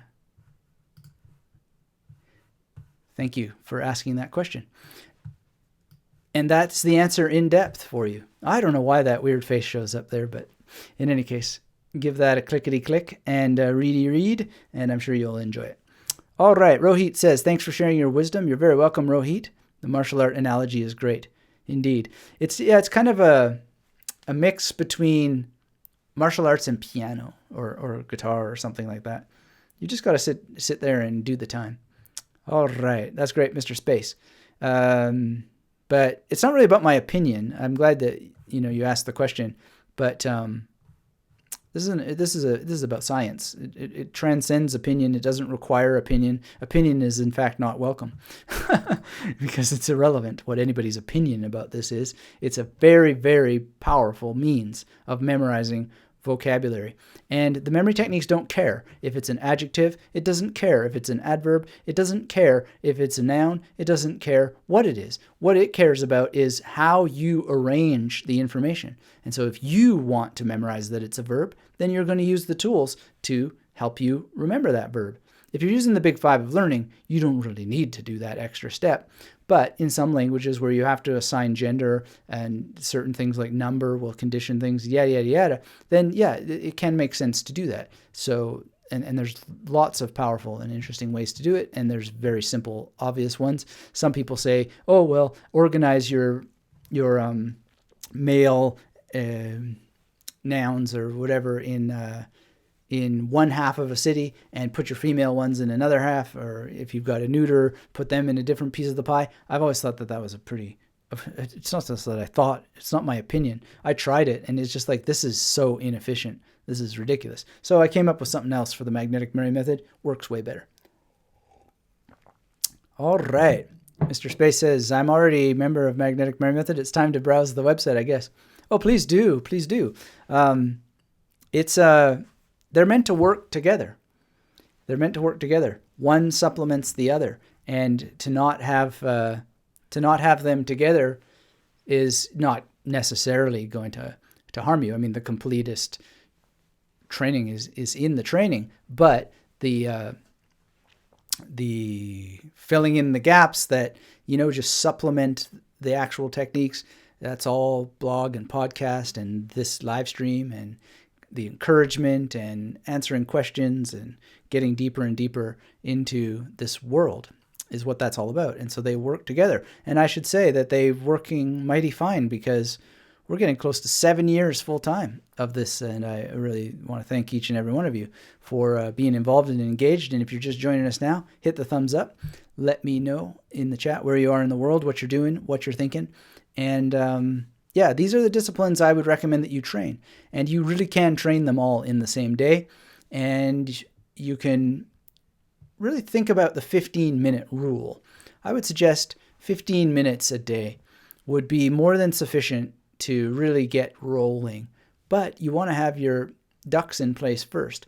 So if you haven't taken that free course yet, it's at magneticmemorymethod.com/YT. If you're here and you're not subscribed to this channel, not just subscribe, but hit the bell icon as well, so you actually get notified by the robots when new videos come out and when we go live. And get involved, ask questions, be part of the community, and don't ever, let something be frustrating for you or too hard or anything like that. There's all the encouragement in the world. There's all the opportunity to have the issues solved and to move forward, move yourself forward. But at the end of the day, no one can do it for you. You've got to do it. So if you missed the beginning of this replay, you might want to check out some of those things, because there's some powerful mental tools that will help you figure out your why and a particular rule about whys that I think you're going to benefit from a great deal if you missed that. So the replay will stay and you can go and check that out. All right. So next steps, journal your why. Really, really understand what it is that you're doing. What are you training for? What is the outcome that you want, and why do you want it? And as I said, there's a rule around the why at the beginning of the replay that you don't want to miss. Also, identify a mission, right? So why, you could say, well, isn't my mission my why? No, not necessarily, because you can want to learn a language, right? But inside of that language is going to be a mission, which will be whatever, A1, A2, however that you're going about it, or it will be get through a year, that can be a mission. And then, so whether it's A1 or a whole year of study, then what you want to do is have mini missions. So today I'm going to learn the words for the colors. Today I'm going to learn the days of the week. Today I'm going to learn whatever it is, right? Break it into missions. Today I'm going to focus just on words that start with the letter A. Tomorrow the words with the letter B, etc. That's my preferred mode. You're going to pick up lots of things. You can go into the Magnetic Memory Method Master Class, get the vocabulary builder, work with that, etc. But it's going to be mini missions, and that vocabulary builder helps you get some mini missions together. And again, get the tools in place if you don't have them already, and then schedule your practice. So who am I to say, hey man, always practice in the morning? I tend to do it in the morning always, but sometimes it goes later in the day. The point is to schedule it as much as you can, and we'll talk in a minute about what to do when you miss scheduling. But you've got to have it scheduled if you want to get it done, and you've got to have some foresight, right, of how you're going to fit this in to your day over the long haul. Because practice and training is not something that you do sometimes or once in a while. You need to do it consistently. If you're not consistent, you're not going to get the gains. You can't go to the gym and do 5 push-ups and then not go to the gym for weeks and then do 5 push-ups and expect your muscles to grow. right? You've got to be at the gym 3 days a week, and you've got to be at the gym 3 days a week for months, right? And in memory training, you don't necessarily have to spend that much time or over that long time to get it. But if you want to continue to grow, you've got to continue to go to the memory gym. Where is the memory gym? It's right here. It's nowhere else. It's nowhere else. We can do all the live streams that we want under the sun.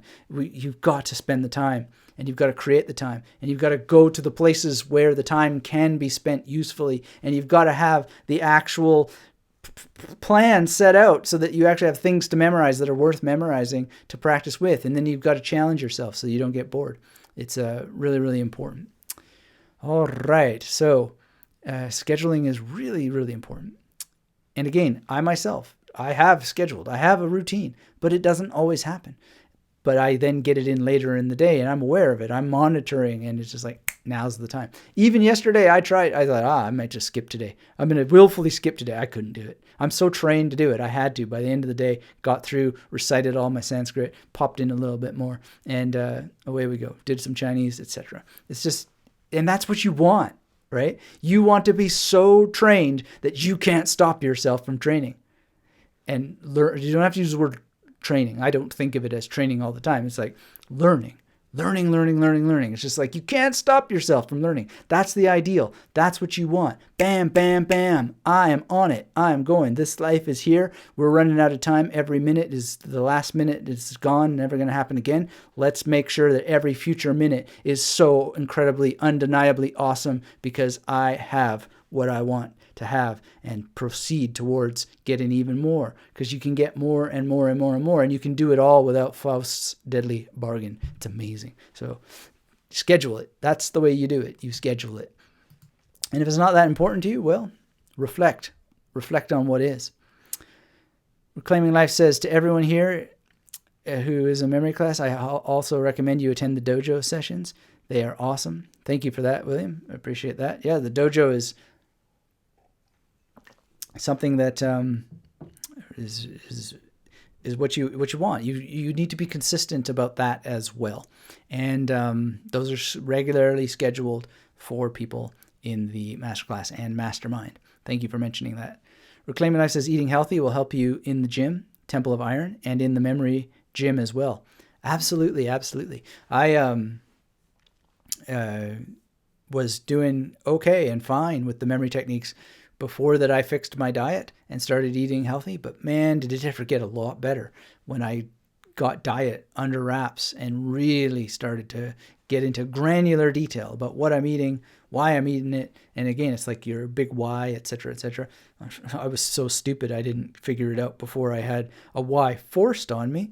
But there's a lot of people who get the why forced on them and they don't change it. And I'll never forget, a doctor saying, you're so much better off doing what you're doing, because most people who have your condition, they spend 6 weeks a year in the hospital because they won't change.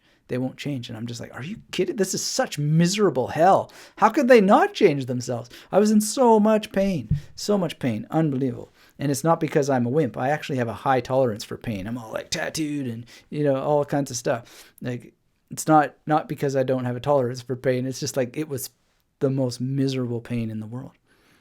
Maricella says, I have a lot of free courses to study, but I do not want to mix my mind, so I prefer to wait until I pass the A-Life and health insurance first.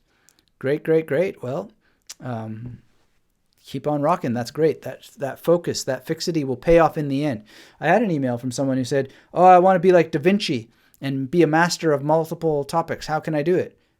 Master one thing. It's not clear to me that Da Vinci was a master of so many different things. That people say that, but he at least is a demonstration of mastery of one thing, and so much of his capability with many other things is in that singular mastery, but obviously bears the mark of the focus on one kind of mastery. And people exaggerate Da Vinci, they exaggerate Einstein, they say all kinds of goofy stuff, and they don't really realize that there is a crystal focus in all of those stories.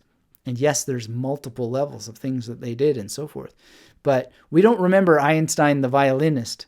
We remember Einstein for something completely different. And that violin playing certainly played a role in whatever he was able to do. But Einstein was not some singular figure from nowhere. There's a lot of competing factors going on there, as with Da Vinci. But a common denominator is mastery of one thing, thoroughness. Then you have a field of competence to which you are able to make many, many more cerebral connections to other things that you might want to master. I can't see it as being any different than that. So if you really want to be a Renaissance person and have multiple skills in multiple areas, master one first and truly master it. So, I'm not a musical master whatsoever, but I've used other things that I've done to get better at music. And if push comes to shove, I can pick up the bass right now and play some Bach for you. No problem. But it's not the kind of musical mastery that I would have if I was focusing on that. The other sorts of things that I focus on, I'm much better at. And it's because I focused on them. But it helps with music. It helps in multiple ways. But it's not going to have that level of mastery, even though I'm fairly good with music. Reclaiming Life says, Da Vinci could be best summed up as a master of visualization, in my opinion. Yeah, I mean, we get the idea that he's a master of all these other things, but really, you're exactly right. He was able to visualize an understanding of other things, and that's where we get that impression. Einstein's story is a little bit more difficult. I don't know why people give him so much guru qualifications to mindlessly clip barely meaningful statements from him as salvation-inducing statements about creativity and so forth. But nonetheless, so it goes from time to time. All right, so what if you miss a day? What if you miss a day? Well, the first thing to do, and this is a huge thing, is to just accept that you missed a day. What's the big deal, right? A lot of people are like, I missed one, and now they just like, I think an all-in attitude is important, but you don't want to have the reverse, which is like a all give up attitude. Just accept it. You missed a day, whatever. And if you need to, revisit your why, revisit the mission, revise the mini missions, and then practice getting back on the horse. Getting back on the horse is its own skill. It's its own practice. And you do need to practice it because you will fall off the horse. It's been a long time since I fell off the horse of my current practice. But I know the day is coming. Maybe not. I don't know. Maybe it isn't coming. But it seems like an inevitable thing that something's going to happen. And then there will need to be an acceptance of missing, which will probably be a minor affair, but it could be a more major one. I don't know. Then I might need to do these things. So if you fall off the horse, just accept it. And then if you really need to encourage yourself, well, revisit that why that you had. Put the time into identifying the why. Review the larger mission, then revise the mini missions if needed, and then practice getting back on the horse. And understand that it is a practice. It is a practice. And you might be rusty at it at first. But if you train yourself to just get back on the horse, then you're going to develop it as a skill and you'll be able to do it much more readily. And so this gets back to, in the beginning, if you don't have the mental management of things like recall, rehearsal, and so forth, then having things visual, not apps. Oh, heaven forbid apps. A deck of cards right where you're not going to be able to ignore it. So you see it. A big, fat, giant journal that is so big that you're not going to miss it. It's in your environment. You up the ante, you up the chances that you're going to use it. This, somewhere that you walk past multiple times in the day.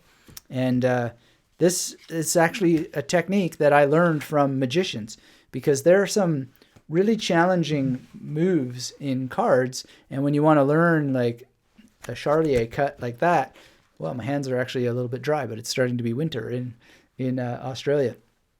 If you want to learn that, the magician suggested just always have a deck of cards somewhere where you pass through the house often, and you're able to just pick it up and not go past that area before that you get there. My hands are still a little bit too sticky under these lights, but I did that. And I actually thought, wow, this applies to all kinds of things. It applies to books you want to read. It applies to journaling, etc. Just have the thing that you want to master visual in your space in a way that if you deny doing it, at least you haven't forgotten it, because it's impossible to forget, right?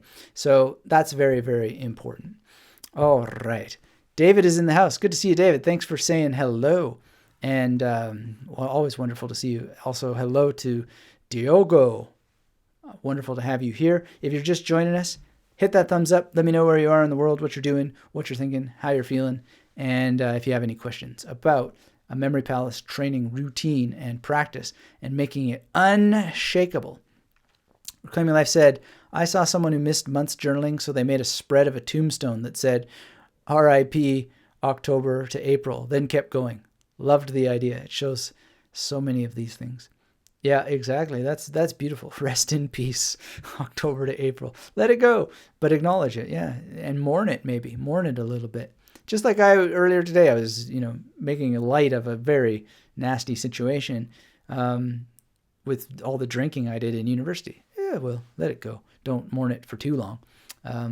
My university years, I could sit there and think about how much better it would have been, how much faster it would have gone through, what a better academic career I might have had if I just wrote more during my grad school years, etc. Let it go. Who cares? The current state of academia is what it is, and so it's not that bad that I didn't wind up in it. Rest in peace. Tenure track position, and I'll leave it to the evil Dr. Forget. Stay tuned for the evil Dr. Forget as well. Coming soon. Edgar versus the evil Dr. Forget. You always blame your hands. I did not blame my hands, Mr. Space. I blamed the sweat on my hands. Come to Brisbane. Come visit me. I will show you miracles with cards, the likes of which you've never seen, in an air-conditioned cafe where I don't have to deal with sweat. But yes, probably. I was thinking actually of seeing if I could look up my old mentor and see if he had any ideas for card tricks or even mentalism routines we could do on live streams. And then I thought, well, I'll have to get powder for my hands because it just is that case under these lights. I don't know how the magicians do it, to tell you the truth, like the real magicians. But I'm not really so much into this to be a quote unquote real magician, although I am fairly good. I think, well, and part of it is because I did have a mentor for a number of years and have performed where push comes to shove and really like it. But yeah, I'm blaming the sweat on my hands. But thanks for pointing that out. Thanks for giving me a little shove there. Maybe I will think of a way. But yeah, there's a sweat problem that I've always had with cards, and I have had powder in the past, and that helps. That helps a lot. The problem is that powder also can be a problem with some leisure domain. So it's not. There's actually no. That's the beauty of magic is and watching a good magician is because there's no security in that gig. You never know what's going to happen, and you have to be good enough to actually come up with something great, even when you've made the most dire of errors, which can happen, and it's pretty wild. But there's some pretty classic safety mechanisms, and then there's jazzing it up. In any case, yeah. That's it. And if you make mistakes, well, then you got to practice getting back on the horse. Same thing with memory training. Reclaiming Life says to David, that is a project I'm currently working on as well. Oh, sorry, I missed a chat here. Missed a couple. Your Coffee Sucks is in the house. Good to see you again. Anthony, I would love to thank you for everything you've taught me. I just graduated from university using your method. Oh, well, congratulations. I'm not clapping loud so I don't hurt anybody's ears, but amazing. Thumbs up to Your Coffee Sucks. What did you graduate from? And let us know more about that so we can praise you more. Congratulations. That's amazing. Come on, let's get some congratulations here in the chat for Your Coffee Sucks. That's unbelievable. I love that. Wonderful, wonderful. What are you doing next? Let me know. David says, been memorizing the map of US, Europe, Africa, using the map as a memory palace with bridging figures. Going well. Amazing, David. That's awesome. Wonderful, wonderful. So, and Reclaiming Life is doing that as well. Yeah, how's that going? I'm curious what you've been trying, what you've been doing. It's always a very interesting thing. And what is the, I'm curious, what is the idea behind this? Is it just general geography, or working to get more familiar with the world and its geopolitical arrangement? It's an interesting project. I'd love to know more. Thank you, Catherine. We have one person with a congrats. All right, Sham Wang says congrats as well. Thank you, thank you. Wonderful. Good to meet you, Sham Wang. I think that's your first chat. Oh, foreign languages, fluent in Spanish and Egyptian Arabic. Amazing, amazing. Wonderful, wonderful. That's so cool. Arabic and Spanish. Incredible. I'm so happy for you. And I'm just curious what you're going to do next and how memory can help you for the next accomplishment. Wonderful. Reclaiming Life says, may want to contact Chris Ramsey about performing on YouTube. It was a huge part. Yeah. I wonder if he ever did live streams. I'm thinking specifically about live streams. I know what I would do on film. I mean, you may have seen some of my magic tricks before on YouTube or whatever. But I'm trying to think of like how I would live stream in this screen, what I would do. Because if I stand up, and then this, I have to get the lighting better because it kind of goes weird. But yeah, we could arrange it a little bit different. But in any case, magic is not exactly memory, and even though it is. Anyway, Your Coffee Sucks going to work in Morocco for 2 years. Amazing. That's going to be a great adventure. Awesome. And David says, just to be more familiar with the world. Excellent. That's a great thing. Yeah. I'm sometimes shocked when I look back at how little I knew of the world when I was a kid, and how much I've come to learn just from traveling, and how much more there is to learn. It's unbelievable. What a big place. What a big place. Shamwang says, yes, first time online in my life from Nagaland. Speaking of geography, Nagaland. I never even heard of Nagaland. Interesting. Well, thank you for spending your first time online with us. That's a great honor and a privilege. I hope you'll hit subscribe and the little bell icon there so you get notified next time we go live. If assuming you have a YouTube account, which I guess you must, if you are able to chat. And I gotta look up Nagaland. Reclaiming Life says, I'm doing it because I want to know the modern geography better, then overlay progressively older maps on for historical context, understanding of places and politics. Okay, cool. That's very interesting. Doing some kind of multi-level geohistorical, political mind map. Amazing. That'll be cool. And yeah, that's something very interesting. I mean, I remember living in Saarbrücken, and Saarbrücken was once part of France and then it wasn't. And, you know, knowing more about that would be very, very cool. David says, have you ever done yoga and meditation at the same time? Well, it depends on what you mean by yoga. If you mean actual movement yoga, then yes. And I've done it doing karma yoga. I've done it doing bhakti yoga. And I'm sure there's 5 million other kinds of yoga. But yes, I have. And I mean, we got to look at what you mean by meditation. But virtually every time I meditate, the meditation begins with stretching. And so in the stretching, there's a tradition of doing what's called neti neti that you may already know of. And so if you're doing neti neti, which is essentially a form of self-inquiry, then you are de facto doing meditation while doing yoga. So yeah, and basically it's just stretching for awakening or self-actualization or whatever it is you would like to call it. Let me throw the question back at you, David. Do you do it? In any case, I would just say yes, often. But I've also used memory techniques during other kinds of yoga, such as karma yoga and bhakti yoga.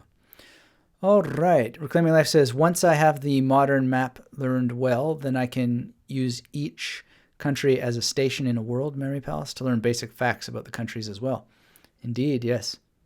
That would be cool.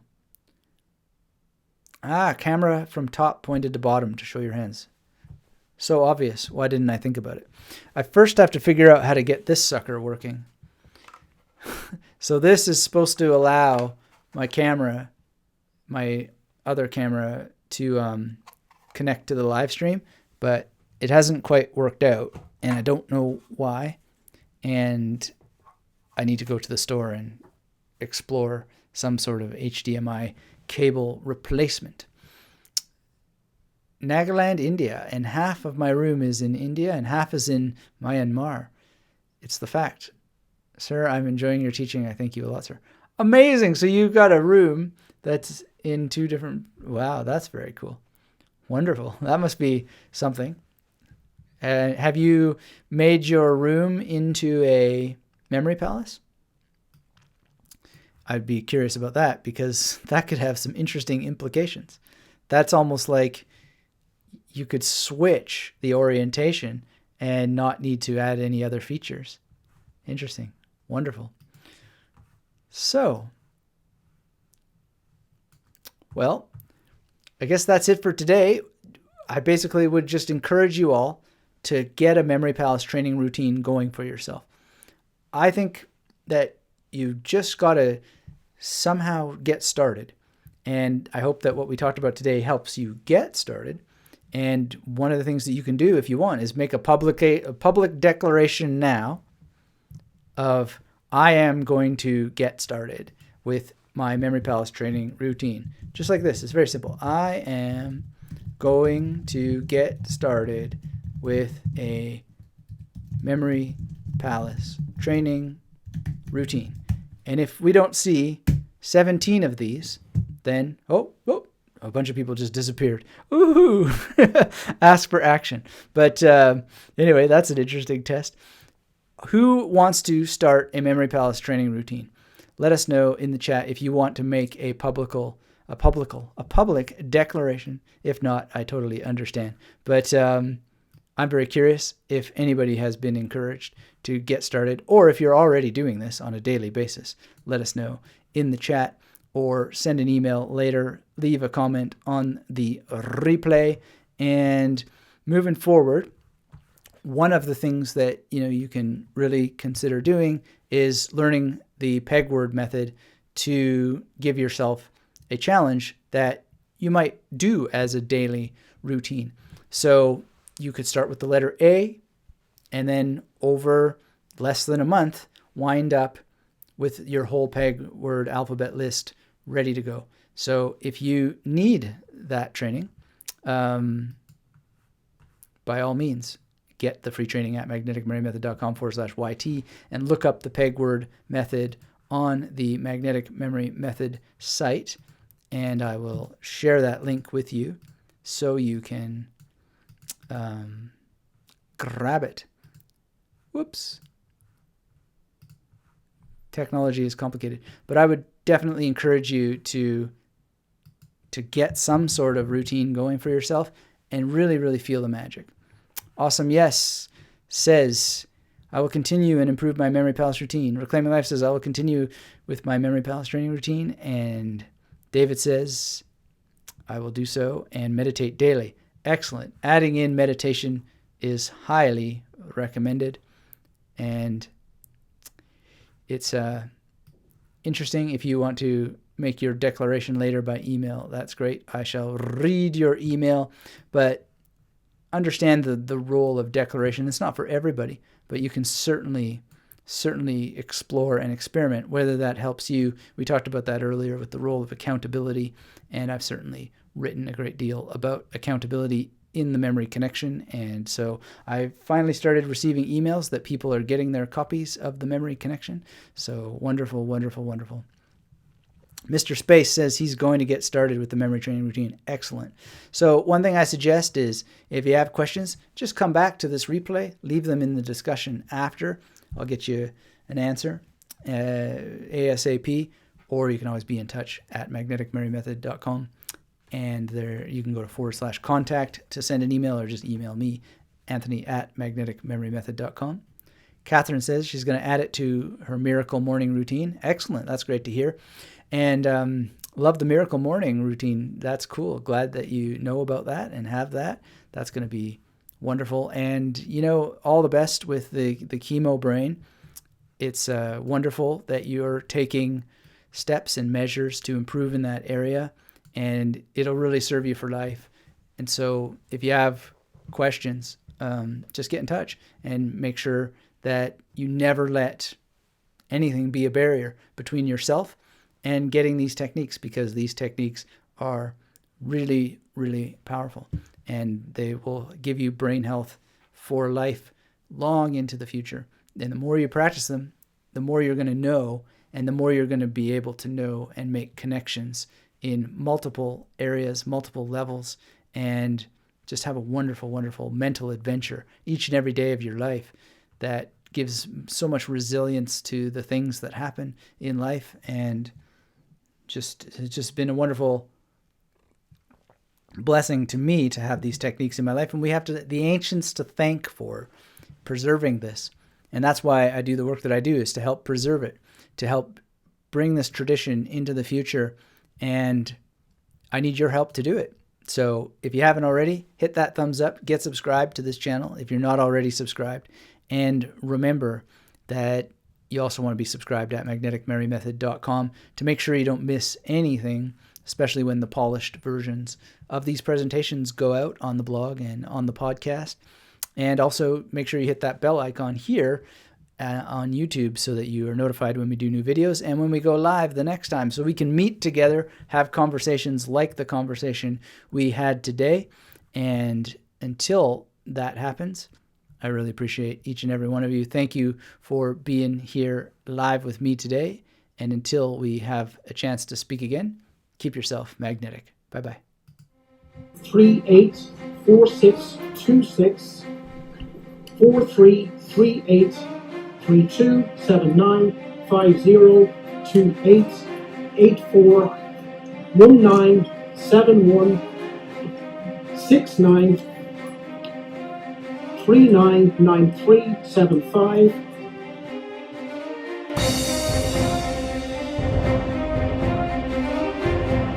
Hi, my name is Paul, and I've taken a few courses by Anthony Metivier, but I felt that the experience of doing it today live was the biggest advantage.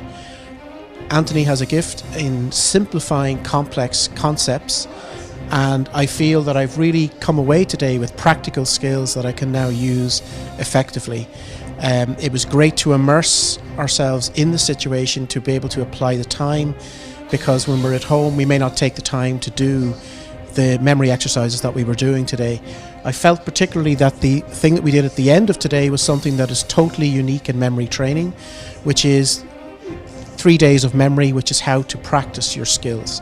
I've read many memory books and I've never come across a system laid out as to how to practice what you've learned, and this is what I gained today from Anthony's course. So I give it 10 out of 10. Thank you. 53421170 679.